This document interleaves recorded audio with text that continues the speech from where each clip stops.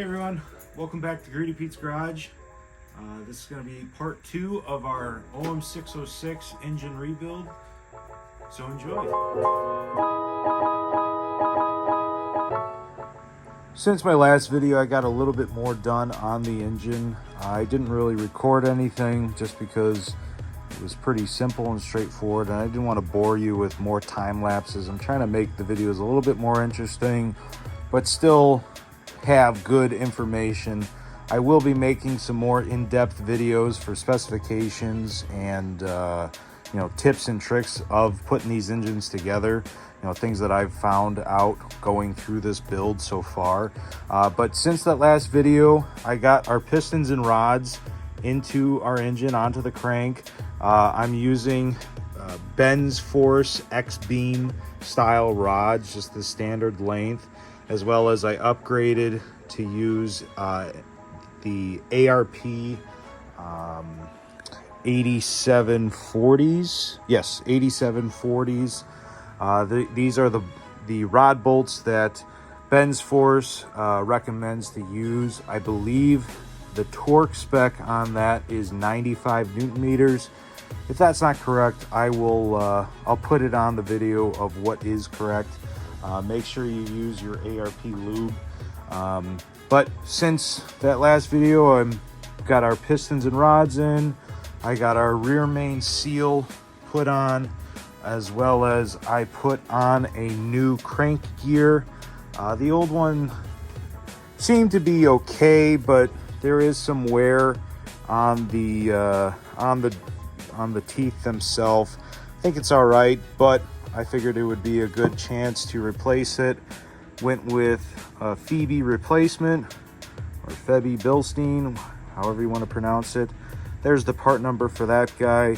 And then I also opted to put in some Woodruff keys. There's the part number for those guys. This is the original key style Woodruff key, key bar, wishbone key, however you'd like to call it. This is what comes in the engines from factory. They're not the worst, but they're not the best. The Woodruff keys give you a bit more material into the actual crank snout itself. I think it's a little bit more secure. If you wanted to go full bore, you could, before you put your crank back into your engine, you could just cut an actual keyway into the crank snout if you wanted to. I think this is going to be just fine.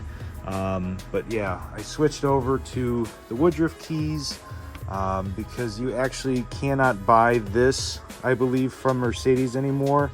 If you try to buy a replacement, they would tell you to buy this part number instead, this Woodruff key. So you make sure there's two, that you order two, because the keyway, like I said, is not all the way through. That's why you need to use a Woodruff key, and just tap it in place with a brass hammer or slug of brass. The old crank gear, I did have to use a puller to get it off. It wasn't super tight on there, but still needed a puller nonetheless. This is just a GM style puller, nothing fancy. It's either an Amazon or maybe even a AutoZone, or one of the big box stores that they have to either rent or you can buy it. But had to use that to pull off the old crank gear.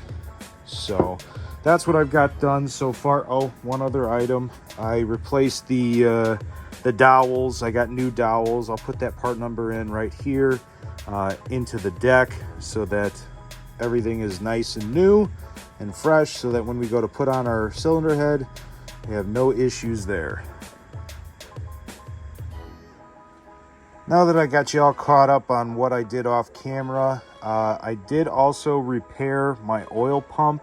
That little ear, leg, whatever you want to call it, got cracked off, unfortunately, either in shipping or in storage. I don't know. But anyway, these are the repair jigs, brackets, fixtures, whatever you want to call them, that I made to make sure that this little leg ear was completely flat with the original 2 mounting bolts. These are just cut out on the plasma table, and then I put them on a surface grinder, ground them nice and flush to ensure that everything was nice and flat and parallel. This part goes right on the top, or the top when the oil pump is in the correct orientation, and then this guy was on the bottom, just like that.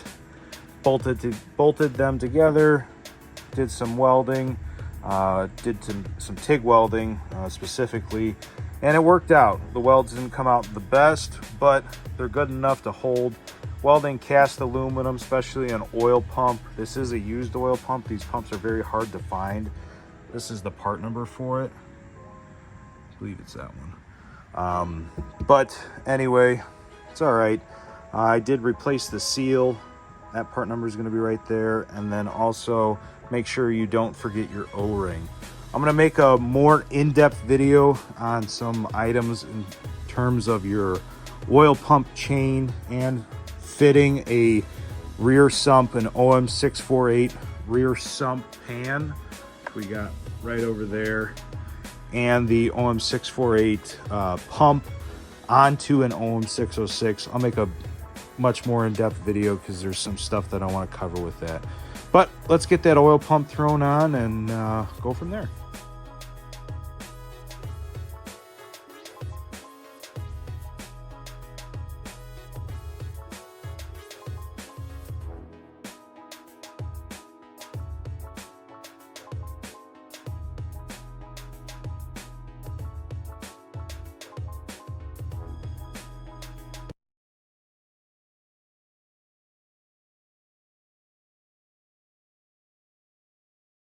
Oil pump on there, got my timing chain on there. One thing to note is to make sure that you put your timing chain on before your oil pump if you have a one-piece chain, because if you don't, you're not getting it on. You're gonna have to pull your oil pump back off.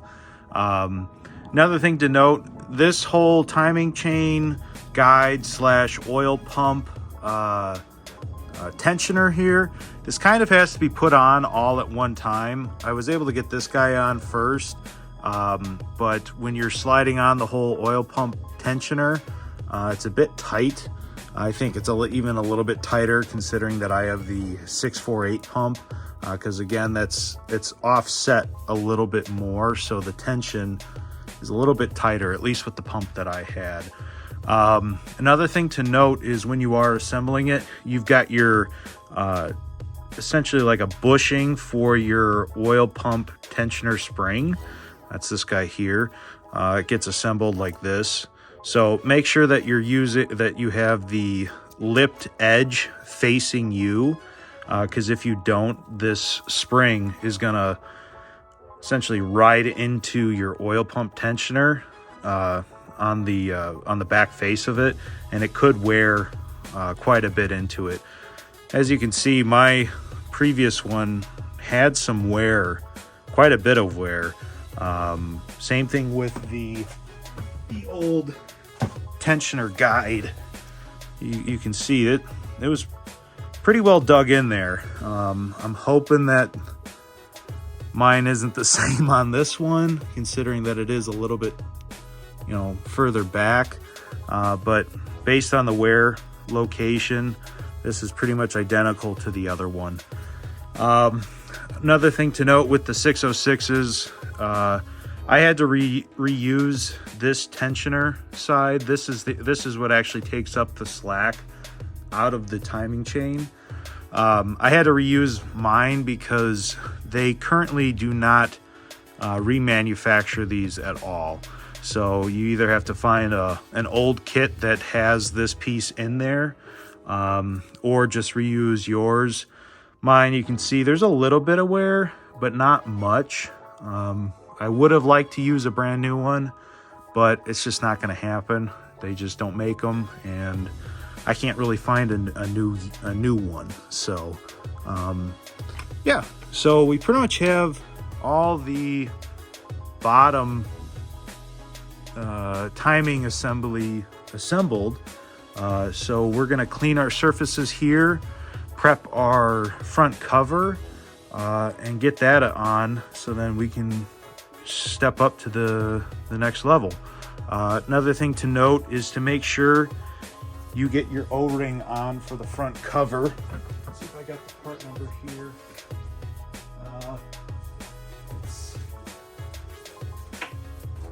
Yeah, I'll just put in the part number for this O-ring for the front cover. It's this fat little stubby guy here, because this feed here actually pumps oil into your vacuum pump.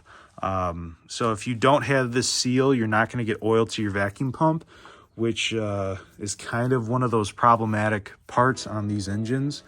So make sure you replace that O-ring. It's super cheap. And don't forget to install it when you are putting your front cover back on. I forgot to note, make sure that you put some silicone or whatever gasket maker that you're using. I'm using Ultra Gray 82194. Make sure you put it on these inside posts, because these do go all the way through to the front cover. So you want to make sure that you get your sealant on all surfaces that need to be sealed, because otherwise you may have some leakage. You don't necessarily need to put it on that one, I don't believe, because on the front cover that doesn't rest on anything that goes through to the front. So make sure that you put your gasket maker on these sealing surfaces. Mercedes uses an anaerobic sealer. I haven't had much luck with anaerobic sealers. I did a transmission for a 7.3 6-speed quite some years ago. I didn't have much luck with it, but that's all right. You know, follow what you feel is comfortable. In this case, I'm going to go with the Ultra Gray. Got my front cover on. Have a nice even bead of silicone all the way around. Same thing on the inside. I'm very happy with the way that turned out. I also installed the rear sump dowel, because on the factory front sump engines, they have the oil level or dipstick tube right there. So I just took that piece of dowel that's turned down at an angle and put some more of that gray RTV on there, tap that in, so that's going to seal up nicely. I may go back, because in the rush of everything, I kind of forgot to put some thread locker on all these bolts. So I think I'm going to let the silicone set up, or the gasket maker, I don't know if it's silicone, let that set up, seal up nicely, and then go back, pull each bolt out, put some thread locker on, and crank it down one last time. I did paint my alternator bracket, kind of forgot to do some spots there, so I'm going to do that. But I just temporarily installed it with this one bolt to make sure that I have even pressure on this lower corner, to make sure that that's nice and sealed up. So I didn't put any of the hardware for the side bolts. But yeah, got the front cover on. I think I'm going to go through and install my water pump and water neck housing and all that. I did drill and tap the lower outlet hole. So this is going to feed our rear cylinders. So we're going to make a line. I believe this is -10. We're going to make a line that goes from here all the way over to our water neck or our water pump housing, so we can feed these rear cylinders, as well as I have the DPUK quick spool valve as well. So we need a water feed for that, as well as the tile wastegate that I have for this. So that'll be a great tap and feed for those fittings as well. So I did do the hole on a Bridgeport, and then I just tapped the hole in my drill press over there. So I'll insert some photos of that. We're going to start assembling our water pump housing here. One thing, I drilled out the housing right here. I got it's a -10 to 16 by 1.5 mil. So this is the fitting that we're going to put into here. We're going to throw on a little bit of pipe sealant here This is normally used in like industrial settings. I've had good luck with it. I use it when I redid my air compressor, and that's under, 120 psi. And it says that it holds up to all sorts of different materials and fluids. So we're gonna give it a go. If you guys have a better sealant that you like to use for threads, let me know in the comments. I'd like to hear what you guys use. But yeah, we're just gonna do a little time lapse. Got all of our gaskets, all of our stainless hardware. Got our thermostat as well. I think I got the 180 degree thermostat. Doesn't say on the box, but there's the part number. Didn't come with the seal.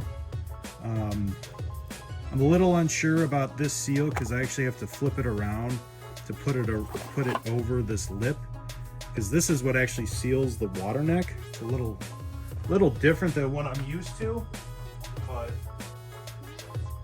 this is the old thermostat right here, and it's got the same seal, and it looks identical to this one, just inversed. So we're gonna give it a go. Hopefully it works, and we'll see what happens. Oh yeah, it looks like 180 degree, because on the inside, I think you can kind of see that looks like 180 degrees. So yeah, give that a go and get this guy assembled.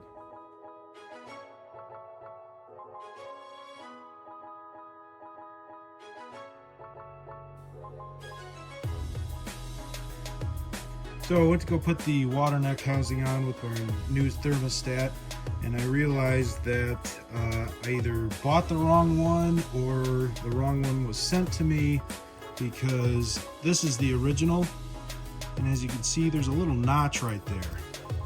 This guy does not have a notch at all. And if you look on the water neck, there's a little notch right there. So mine is not working. So I gotta figure out what the hell the deal is with that.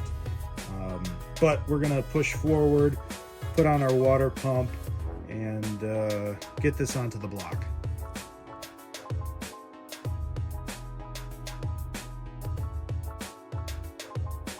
I forgot to mention I'm using the Ben's Force 12AN water housing fitting.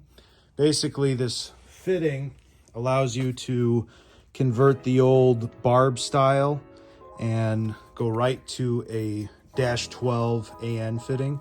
This is a beautiful piece, and it's very affordable. A lot of products that I have in this engine are Ben's Force. Phenomenal guy, great customer service, and good pricing too. I think this is maybe 30 or 40 bucks. And as you can see, it's all CNC machined.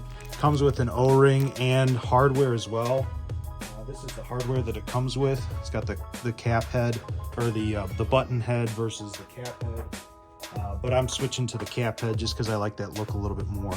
So make sure to head over to Ben's Force and get yourself a nice fitting.